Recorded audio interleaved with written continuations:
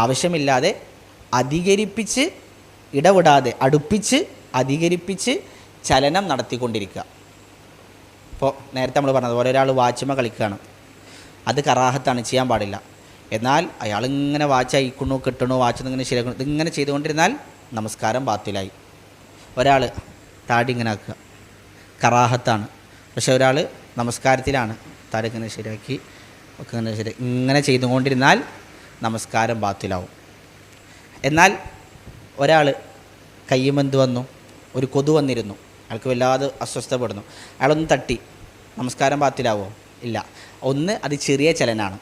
ഇനി 1-2 കൊതു വന്നു, ആദ്യം തട്ടി, എന്നിട്ടയാളൊന്നിങ്ങനെ ചൊറിഞ്ഞു, കുറച്ച് വലിയ ചലനാണ്. രണ്ടാമത് പിന്നെ വന്നു, പിന്നെ തട്ടി. ഇതൊക്കെ ആവശ്യത്തിനുള്ള ചലനങ്ങളാണ്, ഇതുകൊണ്ട് നമസ്കാരം ബാത്തിലാവില്ല. ഒരാൾക്ക് ഷൊഫിൻ്റെ മുന്നിലോട്ട് കയറിക്കണം, അയാൾ ഒറ്റയടി കയറാതെ ഒരടി വെച്ചു,